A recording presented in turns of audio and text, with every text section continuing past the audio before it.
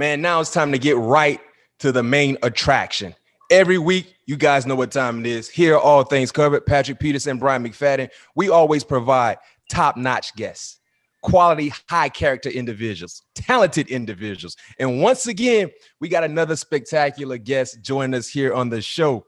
2013 Heisman Trophy winner and national champion for my Florida State Seminoles, where he went 26-1 as a starter. Clearly one of the best collegiate quarterbacks in his era, if you're asking me. But that's up for debate. We'll talk about that a little later in the show. First overall selection in the 2015 NFL Draft. He spent 5 years with the Buccaneers after signing a new deal last week, set to enter his second year with the New Orleans Saints. My Florida State brother, Jameis Winston, joined us here on the show. Thank you for joining us. You're the third Seminole. We had Antonio Cromartie a few months ago. A few weeks ago, we had Derwin James, and now we had to go offensively. You know what I mean? I got a lot of criticism from Florida State fans. Why are you bringing all these defensive guys? So you know what? I said, if I'm gonna bring an offensive guy, I gotta go get a top-notch guy. And now he's here. James, how you doing? Man, blessings to you, man. Thank you for having me, B-Mac. Oh, it's always an honor. It's always an honor, man. First and foremost, an outstanding, talented guy, but it's not just about football with you, right? You played baseball. In high school, you were a top-ranked dual-threat quarterback, of course, but you were also a very, very good baseball prospect. Was there any point where you thought baseball might be your path over football?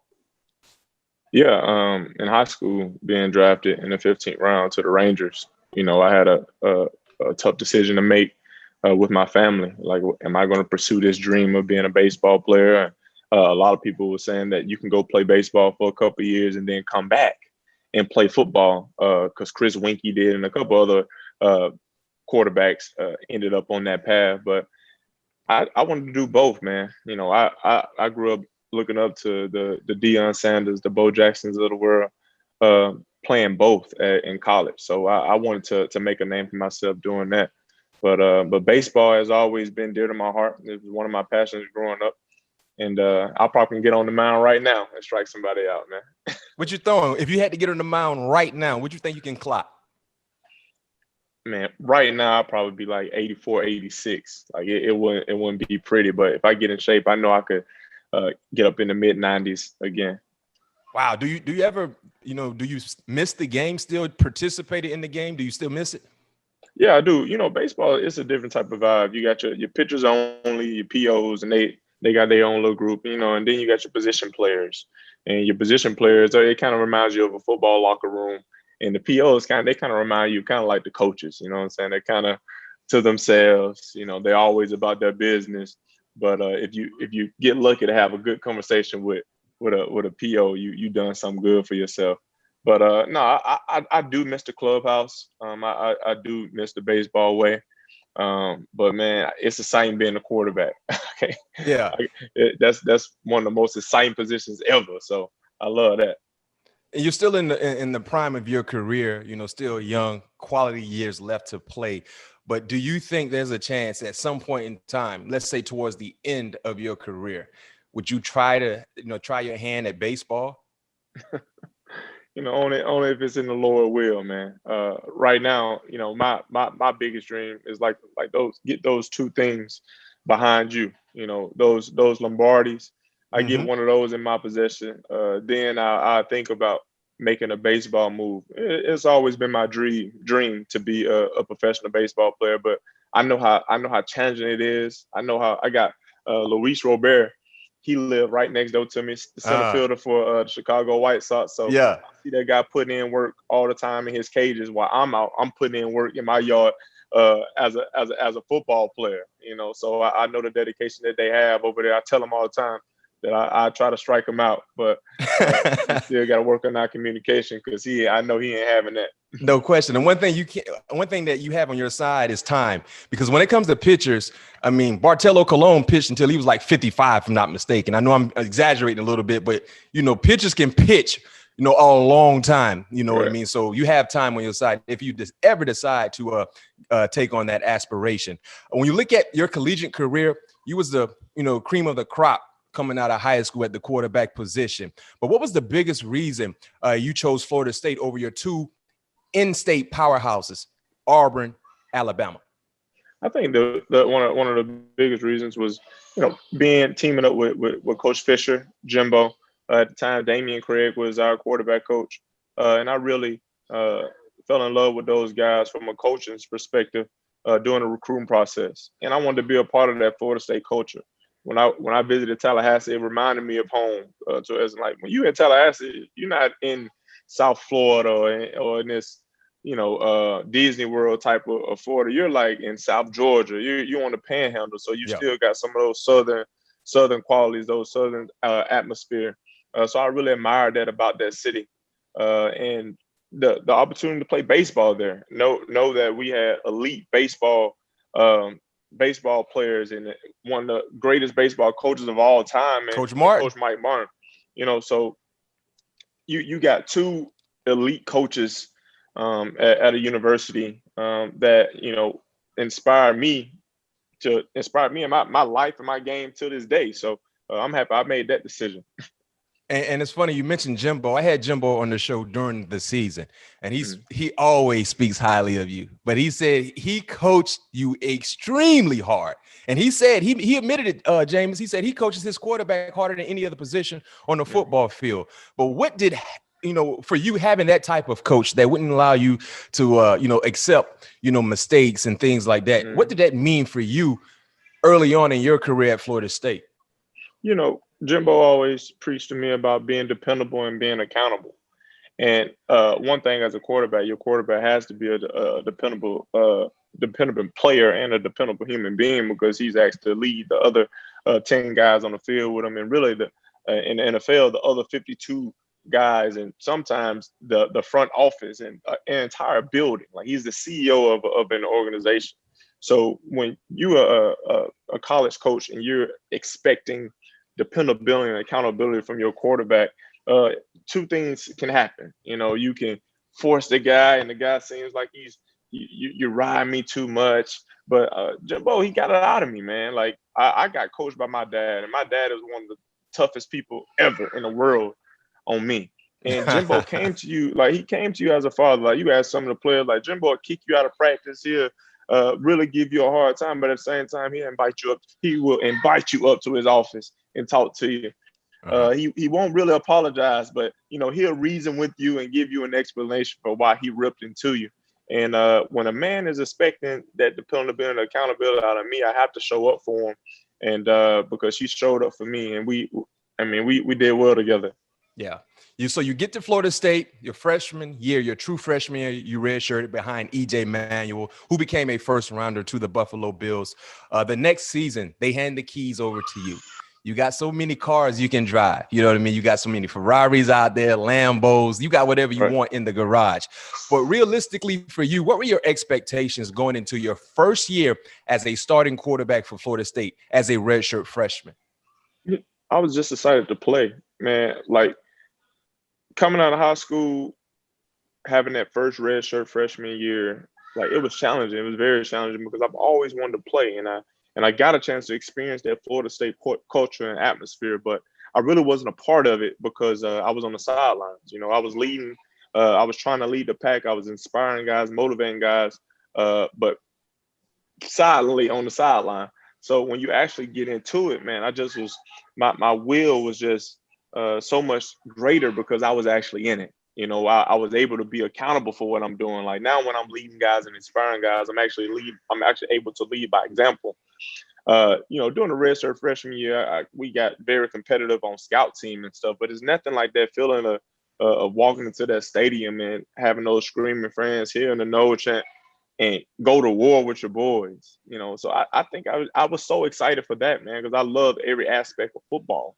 And to be in that environment and to be able to experience and be the quarterback for the Florida State Seminoles, it was a privilege to me, man. I embraced that. Where did you come up with the skill set, Jameis? And you hit on something that was extremely important, I think, for your career and still to this day, the art to lead. You know what I mean? Not just verbally, but by your actions. Because I remember as a true freshman, you weren't even playing. And I used to always ask some of my former teammates, who is this guy on the sideline with the headphones on, talking, gathering the troops together. And I remember that was a top tier quarterback we just signed, but he redshirted. You know what I mean? And I'm like, man, just seeing that, because I tell people this all the time. The quarterback is a leadership position. If you play that position, you have to be a leader. You know, like it or love it or hate it, whatever the case may be, that's a leadership position. But where did you come up with that skill set at your early age?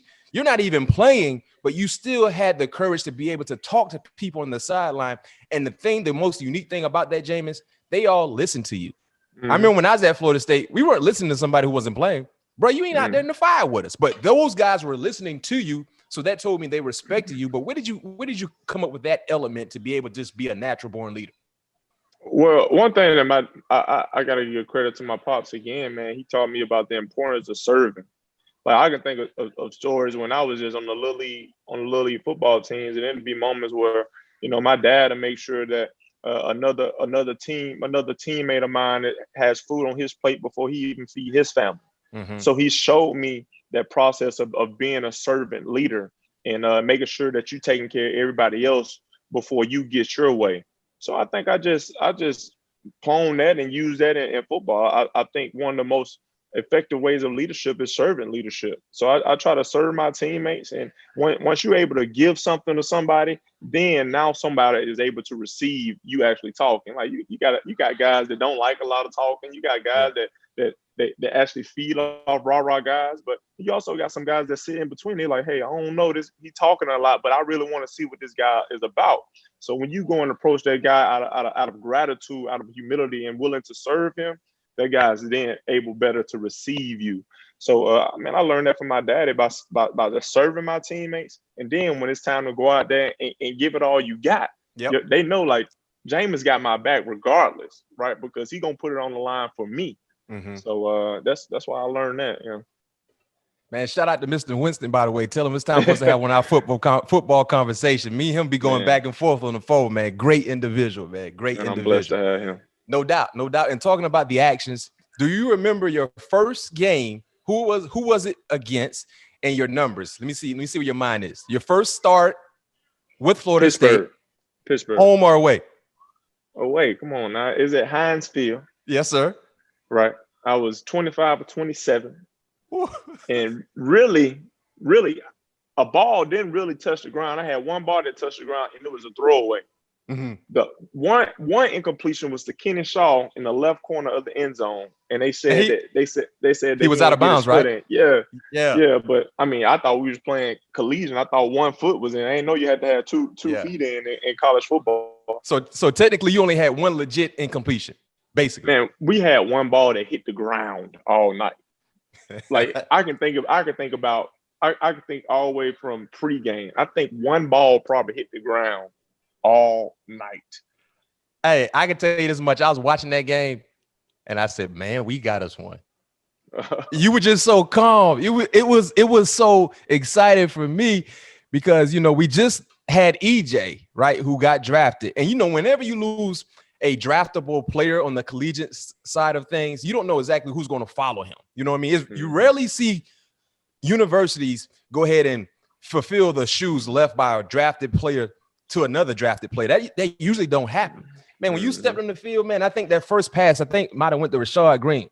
It was a hitch to the left. It was a hitch. And, Rashad has always been smooth, you know what I mean? But it's just the rhythm that I was seeing, you know what I mean? When I watched the game, and of course you watch the game probably the same way, you look at the rhythm, you look at the timing, you know what I mean? You were throwing passes before these guys broke on an out route. I'm like, man, we might have us one. And like you said, that rhythm just continued throughout that ball game. It could continue throughout that entire season. And that 2013, I had Jimbo on, like I said, some months ago during the season. He still gets hyped about that 2013 team you guys were a part of. So how magical that ride was for you. And at what point did you realize, like, we the best in the country? During the season, did you realize, like, we can win it all? Man, I had so much faith in our guys. Like, I felt that we should have won it all the year before, the year where I was sitting on the bench. Like, I was telling guys during that year, like, man, we going to win this whole thing because I had faith in our guys then. So way before I even strapped it up and became the starting quarterback, before Jimbo named me the starting quarterback for Florida State, I knew we were going get us a championship just because of the type of leaders and the type of men that we had in that locker room. Telvin Smith, LaMarcus Joyner, Timmy Jernigan, right? Ronald Darby, PJ Williams, Eddie Goldman. Like, we had some dogs that were ready to play football. Terrence Brooks in the back end, Christian Jones. Like, we had so many guys that were football players. Devontae Freeman, James Wilder. Like, I could just name, I ain't even name my offensive line, Trey Jackson, Barbara Hart, Brian Stewart, man, Jose Matias, Cam Irvin. Like, everyone was ready. Like, I haven't even named the offense yet. You know what I'm saying? Like, we got KB and Shad and Case, like everybody, you know, and I was just excited about that team. And we, like, the camaraderie that we had, like, we were Bulls, we were doing everything together. Like, it wasn't an odd man in the circle. Like, we were doing everything together. So you could feel that camaraderie, and we were strapping them up versus anybody. Like, we weren't worried about anybody. You know, I believe I felt that way ever since, like, when I strapped it up, every time we hit the field, we felt that way versus anybody. Like, it didn't matter who the team was. Man, listen, real quick. I want to know, could you give us that speech in Death Valley in the locker room? Can you give us a little snippet of that? So I'll tell you kind of how it kind of came up, you know, because being from Alabama, you know, you listen to a variety of musicians. You listen to Boosie, you listen to Gucci, and you know, if you really was into Boosie, you know, you learn about Trill Savage and, you know, all your Webbies, and, you know, well, I forgot my dog that say count my money backwards. So you learn about all these different people. So, man, we was just bumping that Webby and that Boosie in the locker room. You know what I'm saying? I just got crumb like, hey, man, if we're gonna do it, then we're gonna do it big. Then, you know, I had to censor it out a little bit. Yeah, we were bumping that. Timmy Jernigan, he was riding with me, you know, and we just let him know, like, hey, we on this stage, you know, and this is what I spoke. I know Telvin gave, like, man, we're on this stage. We belong on this stage. Like, we don't care what they got going on. We don't care about what happened the years prior. We don't care about all their hype that they have building around their program. We coming to their house on a big stage, and we about to do it big. So if we gonna do it, then we're gonna do it big then. And that's how it was, and it was just electric. Like, and the main thing was we had to know we ain't going home without a victory. Like, we not leaving. Like, we not leaving this locker room without a victory. So whatever they got going on, they can go slap the rock, dap them up, and do whatever. We coming in there ready to lock and load, and we taking home the victory. And we gonna be back in Tallahassee, turning up. So Lil Bootsy and Webby inspired that speech. Oh, man, to the fullest. No question. No question. We gotta get this out to Lil Bootsy and Webby. Let them know, man, they was a part of that championship run. I know definitely they'll be appreciative of that. Matter of fact, Bootsy, you know, Lewis played at Florida State. He Bootsy manager. They family members, so definitely we got to get this in their hands. Okay. No doubt. One question I have for you, and I've been having this debate with a lot of people, and they always say I'm biased, and sometimes I'm not going to lie. When it comes to Florida State, I am biased. I think I have a right to be.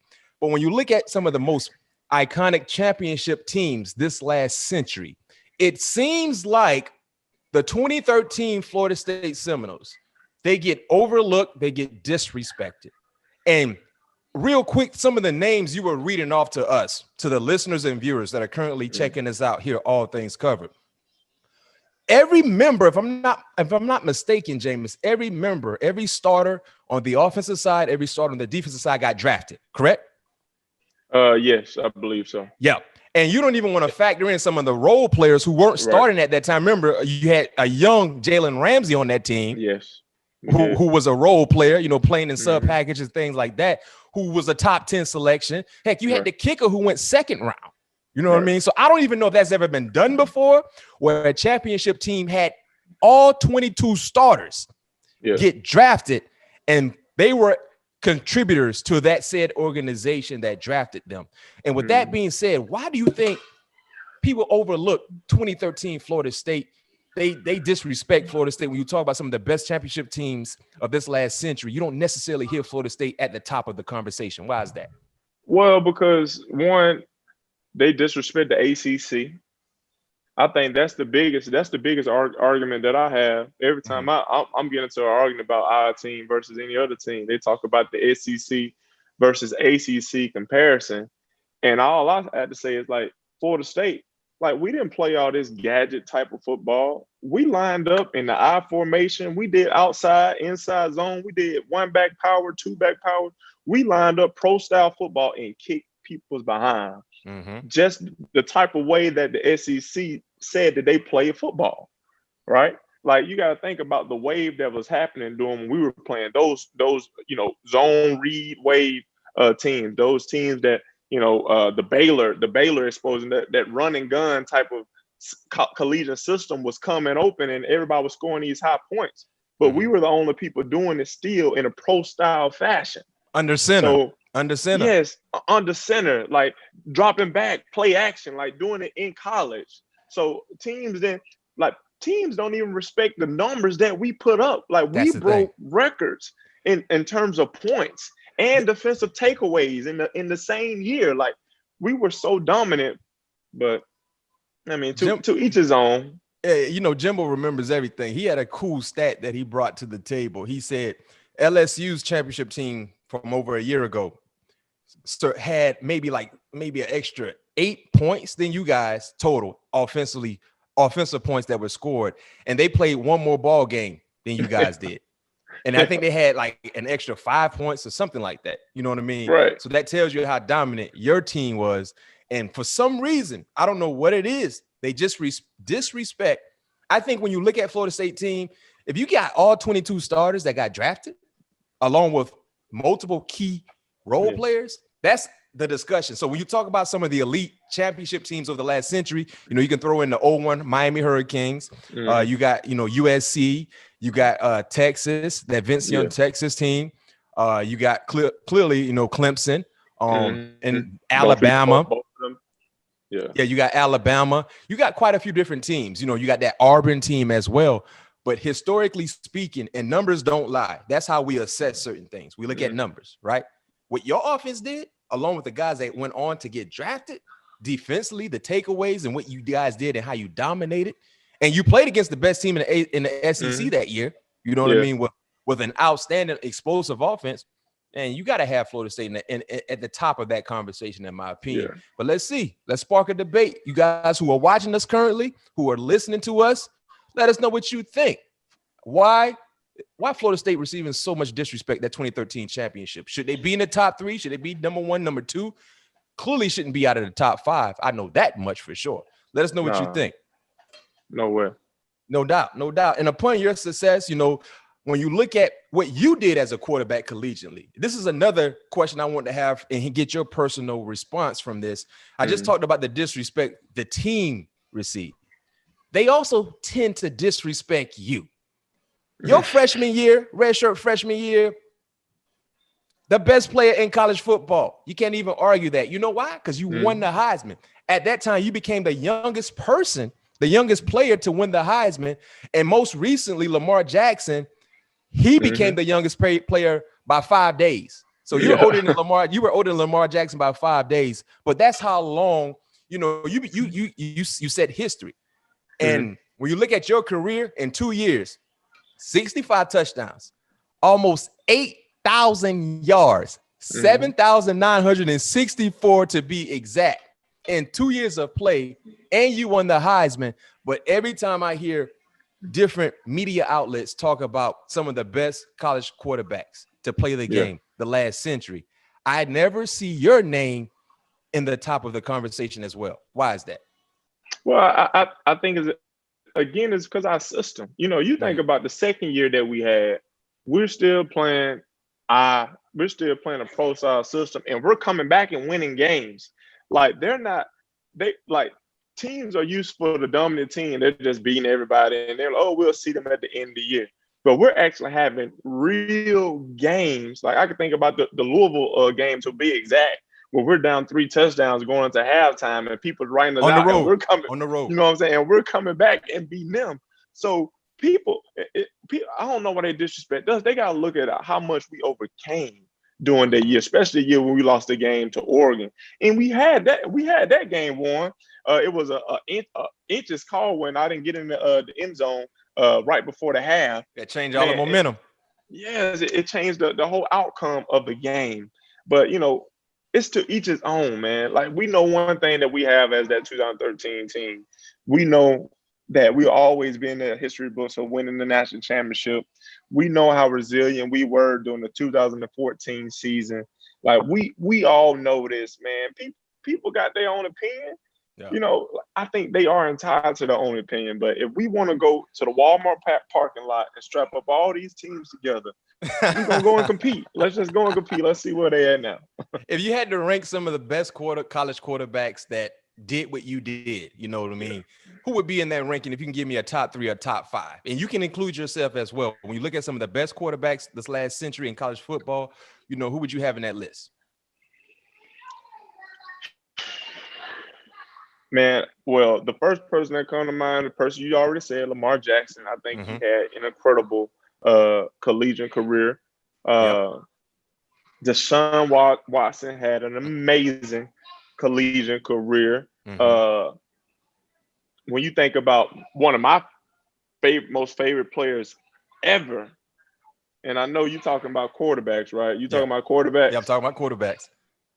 All right. Well, Cam Newton, one of my favorite ever. Yeah. Like, we just think about how he came and set the tone in 2010. He changed him and Gus Malzahn changed the whole outlook on college football when they brought in a different type of zone option, quarterback read, like that.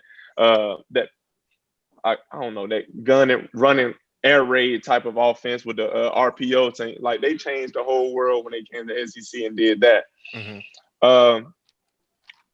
The Oklahoma quarterbacks, Baker and Kyler, they showed out. They were outstanding in their systems. And you can add Jalen Hurts to that. Like every year, you got these quarterbacks putting up different numbers, man. But like, it's tough to put those guys, like, I would say, like, rank those guys, because all of us had unique years. Yeah, you could throw Joe Burrow in there too. Joe Burrow. That's what I'm saying. I didn't even put him in there, and he got all the statistics. Yeah. You know what I'm saying? Like, we not even talking about Trevor Lawrence, right? Like, it's year after year, these guys are just coming in and having amazing. We're not talking about Tua, what Tua did his second year, but the Mac Jones what did last year. Mac Jones went crazy. Like, when you talk about quarterback, you got to talk about. I think it has to go year to year, because I grew up an Oklahoma fan. Yeah. And a person that I admire was Sam Bradford too. Yeah. Like, he was definitely the most accurate quarterback I've ever seen. Like, when it just comes to someone just putting the ball on the money, like, just for my eyes, he was one of the most accurate I ever seen. But when you ask a quarterback, I got so much respect for our position. Like, if you ask me who my favorite player was, I'd be like, well, probably Vince Young or Reggie Bush. Reggie Bush is probably everybody's favorite collegiate player. But when you go to naming quarterbacks, you got different systems. You got people like RG3 who had an incredible collegiate run. You know what I'm saying? But he and Lamar Jackson, you know, their seasons kind of get canceled out because they didn't win the national championship. Or they were in contention for that. But they had incredible seasons. So you got a lot of stuff that varies, you know, that decision. No doubt. I mean, it's but quality. I'm in the top 3. I don't know how many quarterbacks. I don't know how many quarterbacks in all the count that I said only lost one game in college. Yeah. Your record was what, 26-1, 25-1? It was 26-1, but only lost one game. I don't know anyone who. Probably Cam. Cam didn't lose any at Glenn, but he lost some in Florida. But I mean, I don't know. Yeah. I mean, that's big. And like you said, I mean, when you talk about quarterbacks, that overall record means something along with the hardware that you were able to capture. So, hey, I mean, that's up for debate. And like I said, I love having barbershop talk. And even for the women out there who love football, y'all can have salon talk. Man, my guy Jameis should definitely be in that conversation, and he has the facts to back that statement. Because of all the success you had at Tallahassee, you get drafted first overall to the Tampa Bay Buccaneers. What was the state of the organization at that time when you got drafted, number one? Well, the state of the organization, I mean, I was drafted number one for a reason. But I think the NFL, when you talk about the NFL, you think about how they get players, how players come into an organization, and it's different than college where everybody in college, we got this goal, right? We got this goal. Let's get to the league. We want to be the best players ever, right? But it's like when you get to the league, it's not like everybody's goal is I want to be in the Hall of Fame. Like that's not everybody. Some people's goal is I'm just happy I got this money and that's it. Mm-hmm. Like so I don't know, like as an organization, I can't tell you how our organization was when I first came in. I know as in terms of a winning culture, we weren't winning many games when I had came in. So I just came in ready to work and ready to compete because I felt like no matter what, hopefully I can turn this thing around and we can go to war and win some games. No doubt, no doubt. And speaking of winning games, describe your emotions seeing Tampa win a Super Bowl after being at the forefront of the rebuilding process early in your career. Man, I just wish I was able to be a part of that. Mm-hmm. You know, and I still look back and I was just like, okay, so I'm somehow a part of that, right? In terms of just the mentality and the teammates that I build countless of hours and countless of work with. But at the end of the day, I'm excited for my teammates, and that's all I can be because, like I said, now I have to earn. Like I have to find. I'm blessed that I have another opportunity for me to earn a Lombardi Trophy. Like I always say, if it's meant to be, it's meant to be. Yeah. And it was meant for them to win that Super Bowl this year, and I'm doing everything I can to earn me a Super Bowl. Like that's the mentality. Like I can't sit here and hate on my teammates. No doubt. Like man, I wanted to be a part of a Super Bowl. Like I live here. No question. I want to be throwing Lombardi trophies across boats. You know what I'm saying? But at the end of the day, I want to be competing and being a starting quarterback in this league and give my team an opportunity to win a football. Like, I can't take that away from them. Like that's what I want, man. No question. No question. Have you spoke to any of your former teammates since they won? Absolutely. I congratulated everybody that I could think of in that organization. Man, I sent them a text and congratulated them, you know, because I had a chance to be with BA and, you know, those coaches for 1 year. And I saw like how they were coming in with a new mentality. They were coming in meaning business, you know, and you could see the shift and how they were handling things, getting new chefs in, getting new doctors in to help out with recovery methods, like being innovative in the weight room and this and that and the other. Like you saw the strides that they took, and it paid off. But now I'm with the Saints. No question. You compete against them 2 times, and as you saw last year, maybe 3 times a year. Yes, sir. Right. So it's at the end, it's love, man. I love all my teammates. I love being able to compete with Mike Evans, one of the best receivers in the game. But I love being able to go right down the road and compete with Mike Thomas, arguably one of the other best receivers in the game. You know what I'm saying? Like I got some of those memories, like being able to play with Chris Godwin, have centers like Ryan Jensen, like, you know, like being able to play with great linebackers like Levante David. Like you think of those people that I came into Tampa with, like Levante, Will Golston, Cameron Brake, Mike Evans, like those guys that end up winning a Super Bowl that were there with me during those days where, you know, we weren't winning every game, during those bump in the road days. And for those guys to earn them a Super Bowl, it's hats off to them. You know what I'm saying? Like that's love for them. Yeah, no doubt. And it's extra motivation for you. You know what I mean? And you take that motivation and run with it and try to go get that sticky Lombardi. You know what I mean? I'm getting closer to my dream because it's right here. It's right here in my backyard. Yes, literally. Sir. It's literally in my backyard. Yeah. Let's go back a year ago, right? A year ago, late March, you're a free agent. And I remember working at CBS Sports HQ. I did a segment. And I was like, the best place for Jameis was the New Orleans Saints. People was like, nah, man, you don't know what you're talking about. You know, anytime you give any type of analysis on a situation or a player or a team, people might agree with you. A lot of people might not agree with you. I'm like, man, It makes sense.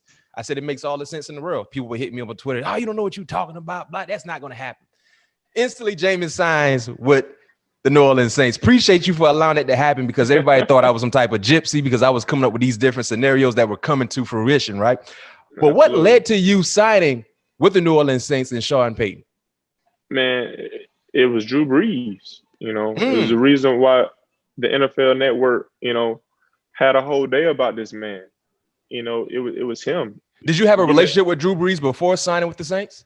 so I had a relationship with him prior. I would text him occasionally, but I did not have a real in-depth relationship with him before I joined the team. Uh-huh. But I've always admired him from afar. I mean from day one. I mean, being a young African American quarterback, growing up watching Drew Brees in my neck of the woods, right? Seeing the limitations that he had, as a 6'1", or 6 foot quarterback, going against the ranks of other quarterbacks in the area, right? This Drew Brees, '09, they won a Super Bowl out of Katrina. Like Mm-hmm. this is during the time, think about this time, man. Drew Brees won the championship, Cam Newton won the championship for Auburn the next year. Like, I'm growing up in this era, so those are two quarterbacks that I've always just looked up to, from a championship perspective. So getting a chance to not only work with him and work with the head coach that's been with him all those years was very eye-opening to me. And I just was ready to go to a team who showed that they can win, right? The Saints, they've won, right? They've been on top of our division over the course of the last 5 years. So I couldn't turn down that opportunity. No question. And I think the best is yet to come. And when you look at last year, right, a very, very difficult year, unprecedented type season, things are going great for the New Orleans Saints. And then, boom, injury happened to Drew Brees. And I remember that was one of the more talked about stories that week of when Drew went down. Who's going to be a starting quarterback? Taysom Hill, Jameis Winston. Who's going to be? When you found out that they were going with Taysom, what was your reaction? What was your response? What kind of conversation did you have with Sean Payton? Yeah, my main conversation with Coach Sean was like, "Hey, Coach, like I'm here to compete, period. But at the same time, I got to go back to what Aunt Winston taught me, and it's like, first, I'm here to serve.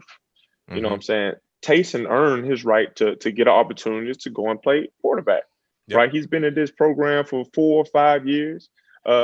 Obviously, just because I walk in the door don't make things necessarily change, right? But at the same time, I had to communicate with everyone like, hey, I'm here to compete, right? But at the same time, I understand what my role is in this organization right now, right? And we rolled off and we won some football games, right? Taysom led us to the point where he allowed Drew to come back and compete, make us get a competitive edge at winning the Super Bowl. Yeah. But that was another part of that last year where I had to really just be humble, man. Like, obviously we were in training camp, but we were competing this entire time.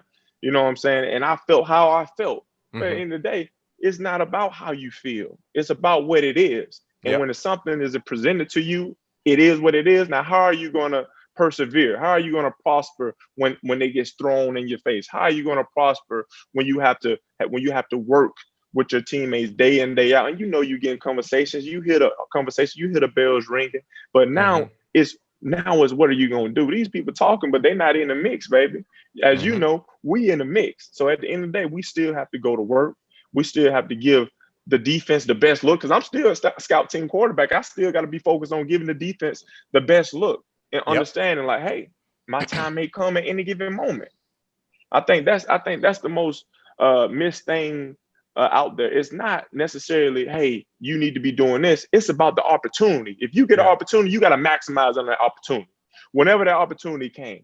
So we talk about Tampa, right? And we just be real, right? We talk about, how do you feel about the Tampa Bay Buccaneers winning the Super Bowl? Well, as a competitor, I'm like, hey, man, I missed that opportunity to win the Super Bowl with that team. Yeah. You know what I'm saying? As a human, like, as a man, like, I'm a real person. I'm just like, man, I wish I could have won with them. But at the same time, those wishes don't matter. They all the same. I missed the opportunity, and I wish I won it with them. I wish I could have been a strong quarterback. Right. But that opportunity didn't present itself. Now the Lord blessed me to re-sign with the Saints, to have a wonderful opportunity to be a strong quarterback again. Now it's presenting itself. Now it's just action. Right.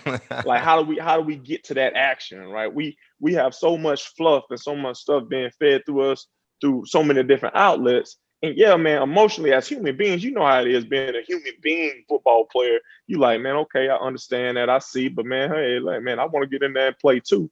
But when you understand that as a quarterback, Mm-hmm. you got to take the bullet for everybody, man. No question. That's why you get paid all the Everybody. money. You know what I'm saying? Yeah. For everyone. And I'm willing to take that bullet, especially when I'm new to an organization, right? And I see this man, Taysom, I'm talking about, coming in, working hard day in, day out. And he earned that. You know what I'm saying? But I ain't gonna say that I didn't want to play, because I No did. question. But he Exactly. earned that, And when you look at, the Hall of Famer, in Drew Brees, he announced his decision to retire on the eve of free agency. Did you know he was going to retire, or was it, surprising news to you when you heard it? Man, it was surprising to me. I was actually out of town with my wife for her birthday. Mm-hmm. He retired on her birthday, bro. And she told me, on her birthday, because she grew up a New Orleans Saints fan. She was like, hey, Drew Brees signed with the Saints today, because she followed the Saints pages and she always give me the updates and stuff about the social media. Yeah. And so we sitting there, we on the beach, got our feet kicked up, and she sleep. I hear over there snoring. I checked to get, I was like, babe, Drew Brees retired. And she like, oh, okay. And she go back. I said, no, Drew Brees didn't retire. So I'm like, man, once this news break, I'm just I'm like, man, what am I gonna say? Yeah. What am I gonna say to Drew? Like, he means so much to me. Like, I just go into this days, like, man, like, I never think that this day would come that Drew Brees would say that he retired, because as a competitor, I'm just like, okay, when is Drew about to retire? Like, is Drew ever gonna retire? But Yeah. at the same time, as a fan of this man my entire life, admiring him from afar my entire life, I'm just like me and my no lie, me and my wife, like, almost in tears. We just like, man, Drew Brees, like, you know how much Drew Brees that meant to our life, right? Yeah. Because she grew up a Saints fan, right? And I grew up always telling her how much I love the little short man in New Orleans, like how I always expressed that love for him in that manner. You know what I'm saying? Like, she knew this about me. So when that day happened on her birthday, like, I was like, oh wow, that's significant. You know what I'm saying? And then it's like free agency just turned around. I got a call from my agent and everything just started rolling. No question. So obviously I had to snap back to reality. But at the same time, I just was like, it was a surreal moment for me, because I wanted to give Drew Brees all the respect that he deserved, all the time that he need to make his decision, man, because I just got so much respect for him. Yeah. And you're talking about Drew Brees retiring. You said the phone started ringing. We know you signed a 1-year deal with the New Orleans Saints, but did you ever consider another organization, or was there another organization extremely close with the Saints in acquiring your services? Yeah, man. I had a few teams that wanted to allow me to have the opportunity to be their starting quarterback. Do you want to share those teams? I'm not sharing names out there. We just, because this is a 1-year deal. We got to keep everything open. No question. Okay. Hey, smart man. Always thinking about the man. business. No, I had teams Mm-hmm.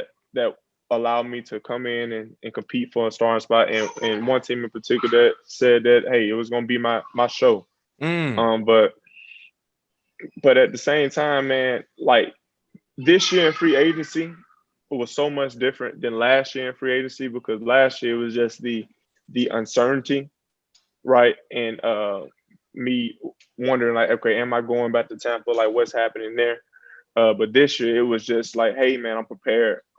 Like, I've learned so much over the course of this year, being able to see really 3 offenses. Like, people just look at me being at New Orleans, being with Drew, and learning from Sean Payne and him. But I got a chance to see, arguably 2 of the greatest quarterbacks of all time in this division, the NFC South. Yep. Tom Brady, Drew Brees. I got to see Tom Brady play in the same offense toward the beginning of the year that I played in last year. I got to see Drew Brees, the master of this offense, play in this offense this year. And I got a chance to see another great quarterback in Matt Ryan play in Dirk Cutter's offense, the offense that I was in 4 years prior. Yeah.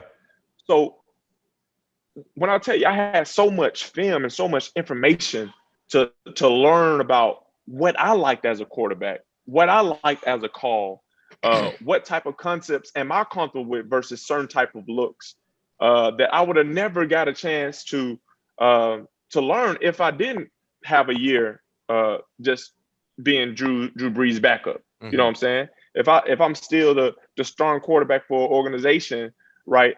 I'm not so in tuned into these two opponents in the same organization that I'm with, their offensive schemes, and seeing them on a day-to-day basis of their offense, just because I got to, because I'm studying different teams that they're playing against, right? So that is the true like education that I was able to get.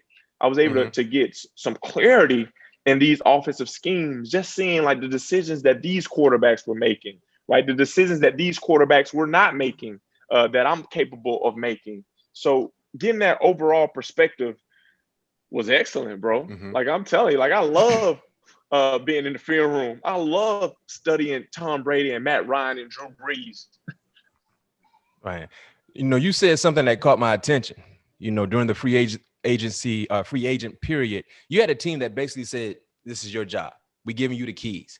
You told that organization no to go back to New Orleans, where Sean Payton basically has already come out and said he foresees a quarterback competition. You don't usually see players do that. You know what I mean? But tell us, why did you turn down a potential starting job to come back to New Orleans to compete for a job? Well, because I'm gonna have to compete wherever I go. At the end of the day, like just because someone says, "Hey, this is your job," doesn't take out the competitive process. You're right. You know what I'm saying? So, and Coach Sean can say, "Hey, this is gonna be a competition," and I embrace that. Right? It was gonna be a competition wherever I went. We're competing. We're competing, but like when you're a free agent quarterback and you're not drafted to an organization, right? And you ain't get this big old sign deal where a team is committing themselves to you. It's a competition. You know this. It's a competition. Yeah. Resume means nothing in those situations. Yeah, no one cares about a first round pick and this, that. Like, no, it's competition time. And that's what you gotta thrive in regardless, no matter where you at. No question. It makes sense. And I think being familiar with what they're doing in New Orleans, you know, played a big part in you deciding to come back, because like you said, being able to learn from Sean Payton, you know, take what you learned from Drew Brees in that same offense. You got players surrounding you.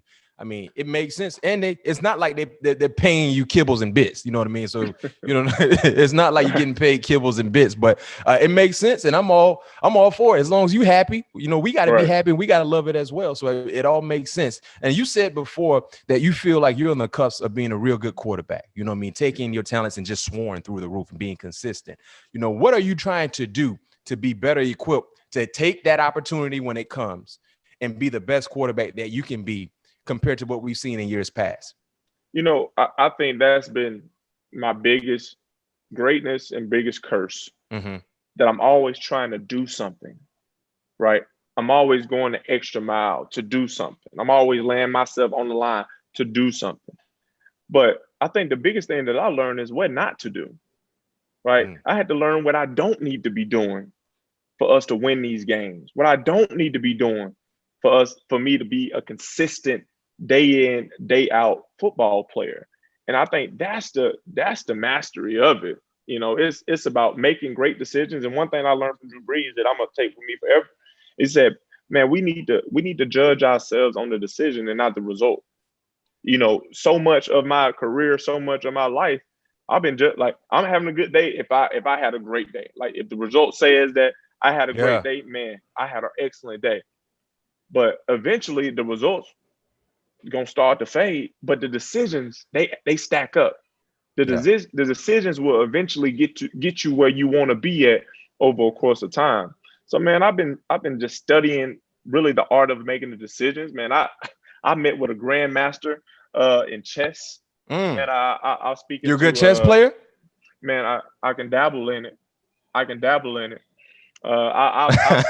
speaking to you know, a variety of generals and as sergeants in the military, really just trying to gain a perspective of, hey man, when y'all put in tough situations, because I believe that the quarterback position, I know they say a lot of people try to seem like it's not an athletic position, but it's one of the toughest quickest processing positions in of all sports. You got to think fast.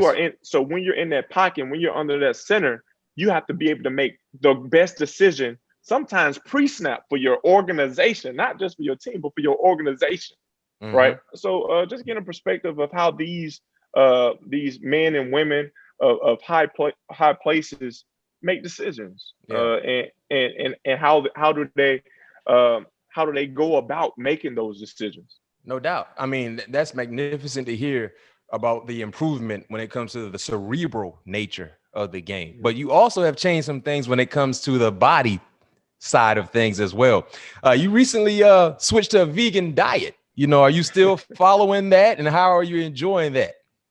So I follow it occasionally, man. Occasionally, okay. The vegan diet was last year, man, where really for the entire year. So the beginning of the year, for the first after January 17th, man, I went 3 months strong, not eating any meat during the week. Now Saturday, 3 months strong. Saturday, I ate what I wanted to eat. But yeah, I felt different, man. I lost so much weight, bro.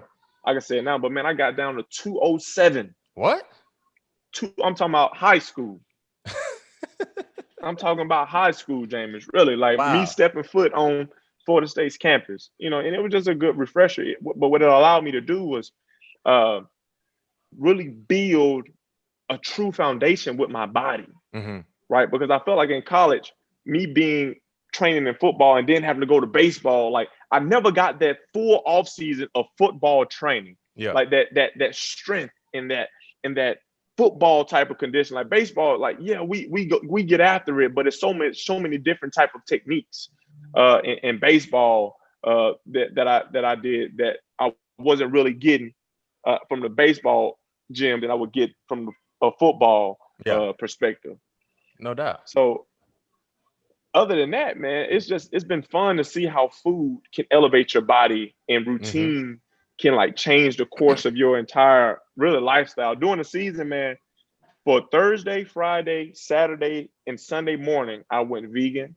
And you could see like the way that I started practicing, the way I just got more locked in, because I wasn't allowing all the outside things to get involved in a way, because I was thinking like, man, I'm probably not gonna eat no meat tonight. You know what I'm saying? Like I'm just like, man, like I'm not even worried about what I'm eating tonight. You know what I'm saying? Because I know it ain't gonna be nothing.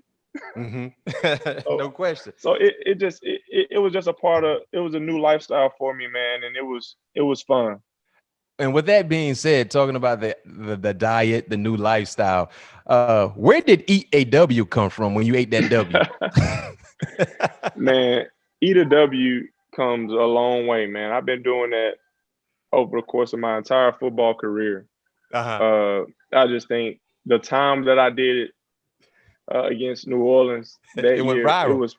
It was one of the worst times ever to do it. It was because we lost. That year it was challenging, man. We were trying to will a win, and I brought out one of my old faithfuls. And the light that it shed wasn't the light that I was expecting. But if you ask all my Florida State boys, they didn't ate a W before. So this has been a reoccurring thing, because you just did it this past year, right? When they was interviewing Drew, and you creeped up on the camera and you brought out Eat a W. Man. Hey, James, you tripping? You need to trademark that. What you doing? You need to get some shirts. Man, we got to get this thing rolling for real. You know y'all gonna get it rolling. You know Sean Payton ain't playing around. You know y'all gonna get it rolling. So when y'all get that thing rolling, you might need to get some Eat a W, and you need to have that same picture they took when you were right next to Drew. When you would eat that W, then you had that same picture. Trust me, man. We get this thing rolling. We're gonna see a lot of things come out, man. No doubt. Make sure you send me an Eat a W shirt too whenever you get that thing rolling. You will, brother. You definitely gonna get one. Last question before we transition to the superlative part of our show. Can you break down the fun beef you have with Aaron Donald? Man, I think it starts from game one with AD, man. Like when he played at Pitt, you know, I knew he was a great player. Just watching him play, like I just saw his motor and just the way that he moved. But even from that game, man, he was all over me. Like every game we play, he's all over me, hit my arm, hit me late, tackle me, slamming my head in the ground, but he just don't get the sack. So I always he's yet to sack you, right? He hasn't sacked you yet, right? Man, he ain't sacked me. He ain't sacked me out of the 8 years we played against each other. Yeah. He has not sacked me. Man. Right. So I have fun with it when I see him. But man, he's such a dog in them trenches. Man, when you find a dog in them trenches that you can make them go a little extra hard so you can slide up in their pocket just a little bit, you do it, man, because that's somebody that you always got your eye on and that you're always trying to protect against. There you have it. Now we're going to transition to the superlative part of the show. And Jameis talked about playing quarterback and how quick you got to be on your feet, how, your reaction, precise with your decision making. Let's see exactly how that transitions when it comes to questions, when he's not trying to avoid defenders, but he's getting asked rapid fire questions. So the first question for you, most memorable play at Florida State, the most memorable play. Touchdown to KB to win the national championship game with a touchdown. What was that play called? You remember? I think it was I write 247 UConn X post. And he ran a corner route. Was that a seven? Max 227 UConn X post. He ran a 7 cut. Was that a corner? Yeah. Okay. Yeah. Gotcha. No. He ran a post. So it was on the backside. We had the UConn concept with the X post. Real quick. So what I want you to do, Jameis, because our listeners love when they get a chance to be educated, football terminology. Break down the play and what it meant for the people that were involved in the play. So you say max cut 247. So we were in I. So we were in the I formation, which KB was our Z receiver. So he was lining up to the right. We were in 22 personnel. So we had 2 fullbacks, 2 tight ends, 1 receiver. One wide receiver. Yep. 1 receiver. Okay, so the action was supposed to show a downhill inside zone. So what we were doing, I was gonna fake because we were like on the 3. We were gonna fake downhill, get the backers to suck up, safeties to suck up, hit KB, just a high ball on the back of his head. Him or nobody, let him dunk on somebody. That's what y'all call it, him or nobody? Yeah, him or nobody. We called it goalpost. Like the thing about that, me and KB used to play a game in the summer. Because the way that I got KB to do extra routes, we had to play games. Whether he dunking on the goal post or he making one-hand catches, right? Yeah. So literally, we will always finish up with him going across the back end line and me just throwing as high as I can get and seeing how high he can get up and get both feet in bounds, not just one. Yeah. So man, we practiced that play so many times. Wow. Came in handy for you guys during that drive. One of the more memorable Florida State drives, I think, in school history, to be exact. Earlier in the show, we talked about how prolific that team was with all 22 starters getting drafted. But who was the best FSU player on that championship team in 2013 that didn't get drafted? Kenny Shaw. Kenny Shaw was the coldest slot receiver in college football. Little Snoop Menace. I used to call Kenny Little Snoop Menace. Oh my goodness. Like that was one of the easiest questions. Like it was unbelievable that he didn't get drafted. Yeah. Like I don't know why he didn't. But me and him, like, man, we were out there literally, hey Kenny, run the scene. Okay. Like he's ready. Like he's ready. Like we can burn third and extra longs. Like he's catching everything, man. So shoot that long pass against Boston College. Yes. Right before half. Definitely Kenny Shaw, man. Oh my gosh. Okay. NFL question for you. Best wide receiver in the NFC South. Oh man, so that's I don't know why you're doing that to me, man. I had 2 incredible wideouts, man. And Chris Godwin and Mike Evans. Oh my gosh, they were dogs. Yeah. But man, you know this division. Oh my gosh. Julio and Calvin Ridley. MT. Oh my gosh. Oh. Yeah. Man, you gotta think quick. You say quarterbacks think quick, right? I'm gonna just say Mike. Mike. Okay. I mean, technically you can say Mike, you could say Julio, you could say Mike Evans. I think whoever is listening to your answer would be like, I see the reason. Listen, I'm just gonna say Mike. So you could put Mike anywhere. But Mike anywhere, whoever, whatever Mike you talk about. Oh, yeah. Oh, yeah. You got one over me. You just said Mike. You didn't give me a last name. I'm just gonna say Mike because every one of them receivers Michael Jordan's, man. Every one of them. The GOAT. Tell you. All right. This should be a little easier for you. Best quarterback in NFL history. Best quarterback in NFL history. Well, I mean, you trying to get me to say Tom Brady? Like, it's Tom Brady, man. I don't know. I mean, he's NFL history. Some people say Tom is the best winner, but he ain't the best quarterback. Well, come on. Like, if we what do we judge quarterbacks off of? Winning, right? I don't say that.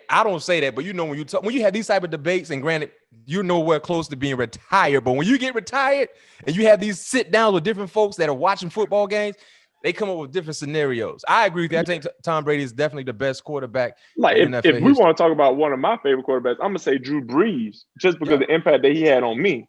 But if you just ask me a quick question, I'm gonna say Tom Brady because he got 7 Super Bowls. No question, and counting.